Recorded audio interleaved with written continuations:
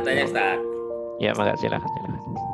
Ya, mengenai itu Ustaz, yang kadang ditanyakan teman-teman juga. Iya. Yang walati kolako samawati wal ardo bisitati ayamin sumastawa alal arsi terus Ustaz. Iya. Itu berarti sumas istiwa itu. Alal Iya. arsi itu belum ada tafsirnya yang ini Ustaz ya. Di mana posisinya itu kan belum. Iya. Oke. Jadi ada ayat yang berbunyi bahwa Allah menciptakan alam semesta ini ya, langit, bumi dan seterusnya. Kemudian Allah beristiwa di arsy-Nya. Istiwa itu arti dasarnya adalah kalau untuk konteks makhluk apa? Istiwa itu? Istawa, yastawi, istiwaan itu apa? Artinya siapa yang masih ingat istiwa itu? Artinya adalah bertempat tinggal. Arti vocabulary-nya, ya. Kemudian ayat ini menjadi perdebatan sengit, ya, perdebatan sengit di kalangan para ulama, terutama ahli tafsir. Ya, Allah tinggal di arsy-Nya itu banyak yang berpendapat satu, ada yang berpendapat secara lafziyah. Ini disebut aliran zahir, aliran zahir. Jadi menangkap teks Quran sesuai apa adanya lafaz. Allah sami'un basir. Allah sami'un berarti Allah punya telinga. Jadi begitu memahaminya. Tapi telinganya Allah nggak kayak telinganya makhluk gitu aja. Ya kita hargai juga lah. Nah, karena ada telinganya Allah nggak kayak telinganya makhluk. Oh iya, paham kita. Allah mendengar, Allah melihat. Berarti Allah punya mata. Mau melihat kok nggak punya mata. Tapi matanya Allah nggak kayak matanya makhluk. Loh, berarti dari situ selamat juga toh. Selamat Ustaz. Nah begitu. Kecuali mendengar, dan mendengar harus pakai telinga kayak pemahaman manusia lah, itu baru sesat. Tapi di situ ada catatan. Ya pasti Allah punya telinga. Cuman telinganya Allah nggak kayak telinganya makhluk. Ya berarti udah selesai. Ya udah, untuk membersihkan mutasabbihnya, tasabuhnya, penyerupaannya dengan makhluk. Yadullah, tangannya Allah ya tangannya Allah, nggak usah diartikan kekuasaan apa-apa, nggak usah. Cuman tangannya Allah berbeda dengan tangannya makhluknya. Nah, ada sekelompok aliran dalam Islam yang memahami Quran tekstual begini. Kita hargai juga. Ini tidak begitu banyak, kelompok ini nggak begitu banyak. Bisa dihitung sangat sedikit sekali. Nah, pandangan yang paling mendominasi seperti istiwa tadi yang ditanyakan Pak Abror adalah ini harus ditafsir, harus ditakwil. Ya, bukan kok Allah itu bertempat tinggal di singgasananya, di terus kemudian kita bayangin singgasananya Allah kayak singgasananya para raja Brawijaya, Raja Majapahit, Raja Fir'aun. Nah, itu mah sudah menggambarkan Allah kayak makhluk, nggak begitu. Jadi diyakini istiwa ini adalah kekuasaan Allah. Ya, ada yang mengartikan istiwa ini menyengaja. Banyak nanti perdebatan ilmiahnya. Arsy itu ya tempat kekuasaannya Allah. Kemudian Allah menyengaja pada arsy-Nya, artinya Allah ya menyengaja pada semua zona kekuasaannya yang notabene-nya ya semua makhluknya itu sendiri. peliputan makhluknya itu sendiri, bukan seperti raja-raja kayak makhluk yang kita bayangkan. Ada juga yang bayangin tuh Allah duduk di kursi begitu. Ada juga yang begitu. Ya, terserah kalau mau punya pemahaman seperti itu.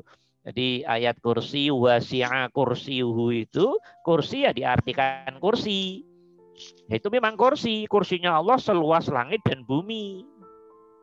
Wah, kalau Allah kursinya seluas langit dan bumi, kayak apa Allah gedenya kan? Jadi begitu nanti mikirnya. Jadi lucu akhirnya. Nah, ada yang begitu. Kalau teman-teman ketemu orang, ustadz, ulama, kiai, syekh yang berpandangan begini, ya monggo sah-sah saja. Tapi ini pandangan yang sangat kecil dalam dunia Islam. Ya, saya nggak mau bahas. Hanya ngasih gambaran Pak Abro doang lah, ya. Mayoritas berpandangan tidak seperti itu. Kursi itu diartikan kekuasaan. Wasi'a kursiyuhus samawati wal ard. Luas kekuasaan Allah, seluas langit bumi dan seluas alam semesta ini. Nah, dan itu sudah menjadi bahasa populer toh. Kursi kepresidenan, kursi artinya kekuasaan. Nah, ini mendominasi pandangan ini tentang itu. Nah, pecah macam-macam lah pikiran umat Islam, tapi ada yang mayoritas, ada yang sangat minoritas. Nah, ya, nanti Allah penentunya. Ya, gitu aja kok. Repot ya. Wah, benar ya. Nah, ketika dibilang Allah istiwa di aras, itu mohonlah jangan dibayangkan Allah, bahasa candanya terus berdomisili tinggal di arasnya. Terus arasnya Allah dibayangin kayak arasnya Hayam Wuruk, arasnya Brawijaya. Kayak nanti jadi kayak film kartun nanti Allah itu. Allah itu maha sempurna, teman-teman. Allah maha sempurna, tidak kayak tampilan makhluk dalam semua hal apapun. Terus nanti kalau raja itu duduk di kursi kencana, terus Allah, kamu bayangin Allah duduk di kursi kencananya gitu. Nah itu sudah memaksa Allah kayak makhluk. Itu tidak boleh dalam agama, karena Allah sudah mewanti-wanti, sudah memfilter dirinya dengan ayat laisa kamislihi syai'un wa huwas samiul basir. Allah sudah melindungi dirinya. Aku nggak kayak semuanya apa yang kamu pernah lihat, dengar, bayangkan, nggak pernah. Kamu nggak akan mampu. Maka Nabi Isa pun memohon, ya Allah, Rabbi arini anzur ilaik. Ya Allah, tolong dong lihatkan dirimu, saya biar yakin mantap tentangmu. Rabbi arini anzur ilaik. Nabi Musa tapa 40 hari di Gunung Tursina. Kontemplasi itu bahasa Jawanya topo, tapa. Bahasa agak kerennya meditasi. Bahasa agak kerennya lagi khalwat. 40 hari 40 malam di gunung. Dengan harapan Nabi Musa pengen bisa melihat, diperlihatkan Allah oleh Allah. Rabbi arini anzur ilaik. Wahai Tuhanku, tolong dong lihatkan dirimu pada aku, biar aku yakin kalau dirimu ada. Karena umatku, rakyatku, Yahudi mau menyembah engkau kalau engkau bisa dilihat oleh mata mereka. Maka Nabi Musa ngomongnya juga enak. Rabbi arini anzur ilaik. Dan ternyata dijawab oleh Allah, Musa, oke, kamu nggak akan bisa ketemu aku dalam bentuk langsung. Iya, nggak akan bisa. Konon ada sebuah hadis, teman-teman. Ande, Allah itu dengan kesempurnaannya menemui langsung dalam konteks makhluk, langsung zatnya yang sempurna. Alam semesta ini akan tidak berwujud. Hangus, kebakar, tidak ada wujudnya. Dalam sebuah hadis diceritakan seperti itu.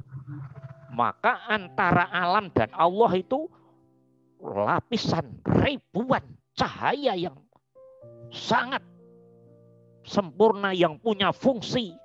Kita sudah nggak bisa mampu menjangkau. Nggak mampu menjangkau. Maka Allah menyederhanakan. Musa, kamu nggak akan kuat. Musa nggak kuat, seluruh nabi nggak kuat, seluruh rasul nggak kuat, seluruh manusia nggak kuat, seluruh makhluk nggak akan kuat. Maka kalau kamu hanya ingin bukti aku ada, tuh lihat tuh. Kalau gunung itu nanti ya terbakar, itu bukti bahwa aku ada. Nggak harus aku melihatkan, karena aku bukan makhluk. Aku Allah itu bukan makhluk. Bukan zat yang pernah dilihat, didengar, dibayangkan, dikhoyalkan oleh umumnya logikamu. Aku bukan itu. Aku jauh di luar itu, sempurna, dan saking sempurnanya kamu nggak akan sampai. Maka disederhanakan caranya oleh Allah. Tuh lihat gunung tuh. Kalau dia nanti kebakar, habis, tuh tanda aku ada. Itu hubungan dengan permintaanmu. Benar dijawab oleh Allah. Detik itu juga Tursina kebakar itu. Batu-batu gunung itu. Nabi Musa langsung teguk lutut sujud. Ampun ya Allah. Ampun ya Allah. Saya tidak akan ngulangin lagi ya Allah. Sikap saya seperti ini ya Allah. Ampun. Saya percaya kalau engkau ada ya Allah. Oke. Bisa dimengerti Pak Abrar? Jadi kalau sudah hakikat zat Allah sudah nggak bisa dibahas. Maka ya jangan membuat Allah rendah. Allah duduk itu termasuk membuat Allah rendah. Rendahnya di apa? Karena menyamakan kayak makhluk. So, nongkrong kayak Pak Dadang ngopi gitu di warung. Iya, jadi ribet nanti urusannya ini. Iya, nggak begitu. Allah kayak Pak Dadang itu loh. Allah maha sempurna. Udah siapapun nggak akan bisa bahas Allah. Maka yang ada amanna billah. Nah, kita belajar seperti ini biar paling tidak, nah gitu loh. Agak lumayan ngerti Allah lah. Agak melek Allah dikit-dikit gitu loh. Nggak bodoh-bodoh amat gitu loh. Tapi kalau sudah menyangkut zatullah, nurullah fi haqiqatihi, sudah la bahsa fi, tidak ada bahasan yang ada di dalamnya. Semuanya tunduk patuh mensucikan Allah. Amanna billah. Wong yang dekat-dekat dengan kita aja susah membahasnya. Nah, gitu ya. Seperti itu Pak Abrar gambarannya. Maka wajar kalau ulama beda pendapat. Karena yang dibahas memang hal-hal yang memicu untuk berasumsi, untuk mentakwili, untuk mentafsiri, untuk mengembangkan pemikiran. Maka berbeda juga biasa aja lah, biar aja lah. Dari situ justru dunia dinamis rame kok. Nanti penentunya Allah. Iya. Penentunya Allah. Ya paling-paling selama di hati adalah ilaha illallah Muhammadur Rasulullah, insya Allah sana-sana surga. Neraka dulu tapi ya berapa tahun? Nah, mungkin begitu mungkin ya. Gambarannya gitu. Ya, bisa dimengerti Pak Agrar ya? Ya, tolong dijaga kesempurnaan Allah di dalam hati kita, pikiran kita. Allah jangan sampai disamakan, ditasabuhkan, diserupakan kayak makhluk. Zat Allah itu loh, jangan diserupakan. Kalau udah nyangkut zat Allah itu susah. Ya, dah bisa dimengerti Pak Abrar?